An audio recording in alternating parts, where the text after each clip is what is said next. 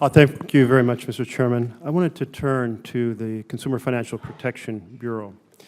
I believe that there was a time at which you were quite critical of the CFPB, stating that, I've got to get the right page in front of me, but if I paraphrase, that it's a sad, sick joke. Now, millions of people have gotten reimbursements back because the CFPB has held financial agencies accountable to the law. They have returned approximately $12 billion to consumers who thought they had nobody in their square fighting for them, making sure that there were honest dealings with financial organizations. Do you still believe that CFPB is a sad, sick joke? Yes, sir, I do, and I'll be happy to tell you why. It is, to me, sir, one of the most offensive concepts, I think, in a representative government, which is almost completely unaccountable government bureaucracy, government regulatory agency.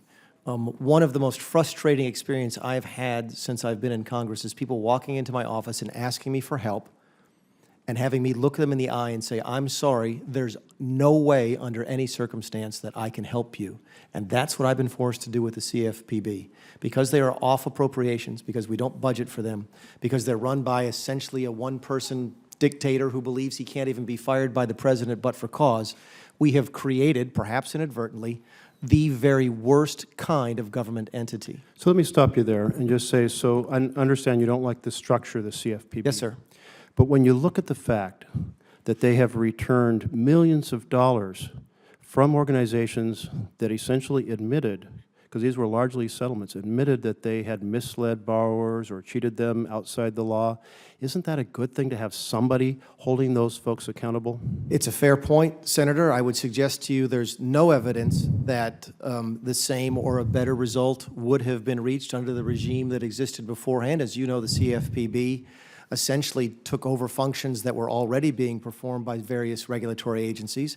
And there is evidence that the CFPB has actually failed miserably in some very high circumstance or high-profile circumstances, such as the Wells Fargo debacle, where I think CFPB may have been resident in Wells Fargo for 4 years and still failed to discover the wrongdoing that was taking place there.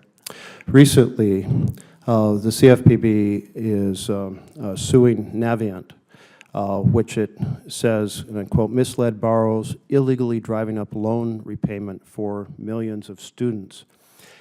Do you consider that to be a positive thing, that we have an organization that is taking on actions that are deliberately misleading our students who have enormous loan debts? Oh, I absolutely do believe it's a good idea to have an organization that would enforce the law. I would question whether or not the CFPB is the best way to do that, question out whether or not that enforcement would have taken place, and would remind everyone who discusses this issue that what is alleged, and I have no facts and circumstances to know one way or the other, is already against the law and would be against the law regardless of whether or not the CFPB existed. A lot of the challenge that we have is that in ordinary transactions, companies have arbitration clauses that make it basically impossible for them to have any leverage. If you're familiar with how an arbitration clause works, the individual has to go to someone selected by the company, and that individual doesn't get business unless they find on the company's behalf. So it's a terribly rigged system. And so, but here we have a way of an effective strategy. It's taken on misdeeds in all kinds of groups. You say they didn't act fast enough on Wells Fargo, but they've acted more quickly than any other agency. And you also said that just the same would have happened in the previous period, or we compare it before we had the CFPB, but that's just not the case. We didn't get this kind of action on behalf of consumers before. We didn't get $12 billion returned to 29 million consumers. So given there are 29 million people out there who have benefited, you have a dispute over the structure of the funding and the structure of the board. I hear that. But isn't that kind of looking at the tree and not the forest?